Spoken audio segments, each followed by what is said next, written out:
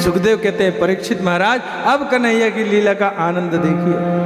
जिस उद्देश्य के लिए जन्म लिया मेरे कन्हैया ने, आज मथुरा में प्रवेश किया और थोड़ी शाम होते होते जैसे ही वहां पहुंचे, एक प्रहर शाम को बचा था, नंद बाबा कहने लगे लाला इतनी देर कहाँ कर दी। कन्हैया कहने लगे हम तो टाइम से ही आ रहे थे, काका जी ने स्नान में समय लगा दिया, हम तो समय से आ जाते पिताजी। तो आज जहां उनके विश्राम की व्यवस्था हुई, कोई कंस ने कोई वीआईपी अरेंजमेंट तो करे नहीं होंगे इनके लिए, जहां धर्मशाला झाड़ के नीचे मिले सब विराज गए होंगे पूरे ग्वाल मंडल, और बड़े उत्साह से। अब कन्हैया का मन तो लगे कि मथुरा, जैसे गांव के आदमी को बोले कहीं बम्बई चल जा और कोई बोले कि अब यहीं रुक जा कमरे में रात भर, तो उसका मन कहता मैं तो घूम आऊं जू तक। ऐसे ही कन्हैया का मन मचलता और पिताजी से कहते हैं कि पिताजी आज्ञा दे दो, मैं एक बार मथुरा का बाजार घूमा।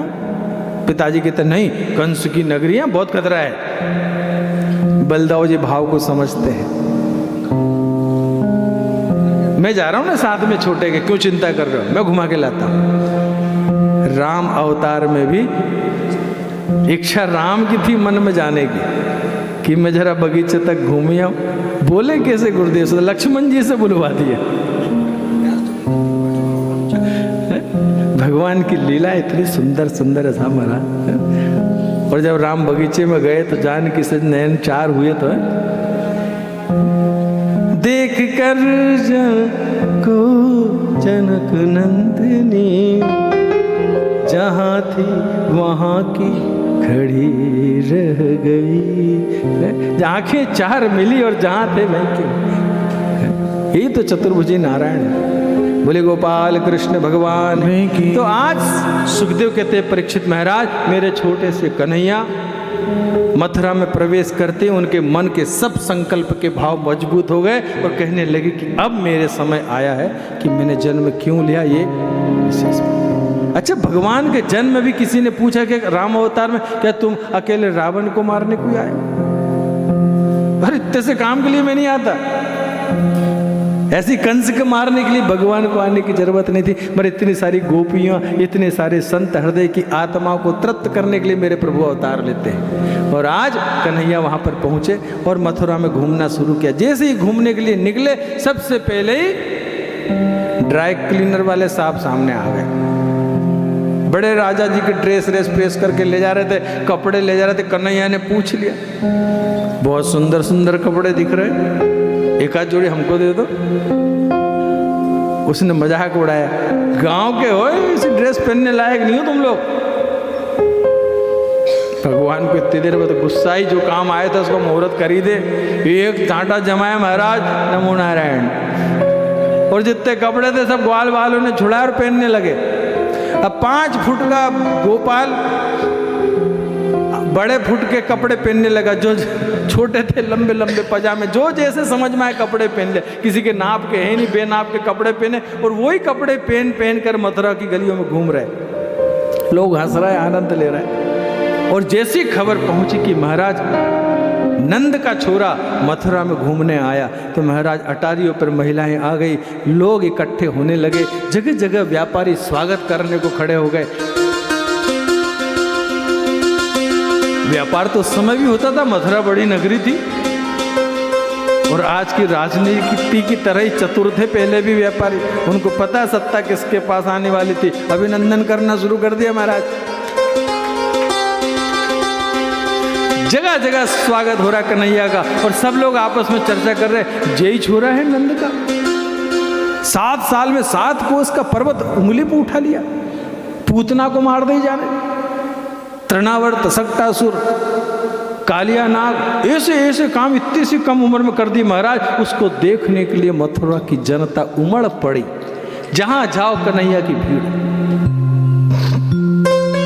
बोली गोपाल कृष्ण भगवान की जय।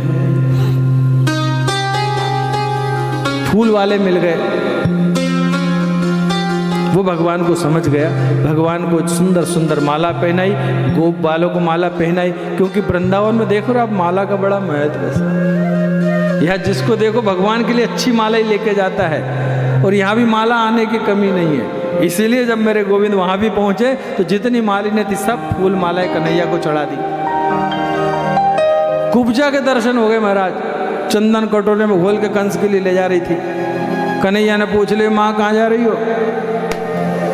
कंस को चंदन लगाने जा रहे। ये कुब्जा वही थी जो त्रेता युग में मंथरा थी। मेरे गोविंद ने उसके उद्धार के लिए ही माँ मुझे चंदन लगा दे। सुखदेव कहते हैं, परीक्षित जैसे ही कन्हैया को चंदन लगाया, कन्हैया ने उसकी कमर को स्पर्श किया, एक अंगूठे पर अपना पैर रखा, इतनी सुंदर रूप यौवन संपन्ना के रूप में परिवर्तित हो गई और भगवान को प्रार्थना करने लगी, प्रभु कब से आपकी प्रतीक्षा में थी, मेरे घर चले आप। कन्हैया ने कहा, माँ तुम्हारा साथ तो हमने बचपन में बहुत लिया है और जरूर आऊँगा, कुछ महत्वपूर्ण कार्य निपटा लूँ, इसके बाद तेरे घर जरूर आऊँगा। उस कुब्जा को आश्वासन दिया और करते करते मेरे कन्हैया बाल ग्वाल के साथ जहाँ पर रंगमंच के लिए एक धनुष यज्ञ का कार्यक्रम रखा गया था, भगवान परशुराम का धनुष यहाँ भी है, उसकी बड़ी सिक्योरिटी लगाई गई, कोई अंदर नहीं घुस पाए। खेल खेल में मेरे कन्हैया और बलराम वहाँ पहुँचते हैं और कन्हैया कहते कि हमें धनुष उठाना है। 11 साल के जो सिक्योरिटी में लोग खड़े थे वे हंसने लगे जोर जोर से, ये धनुष तुम्हारे पिताजी से नहीं उठेगा, चले आए उठाने के लिए। कन्हैया को गुस्सा ही आता है, इतने में बलराम जी ने थोड़ा रोक दिया, शांति। देखते ही देखते कन्हैया अंदर घुसे और उस धनुष को यूं उठाया और झट से तोड़ दिया महाराज। और उस धनुष टूटने की गर्जना ऐसी हुई कि कंस बिस्तर से नीचे गिर पड़े।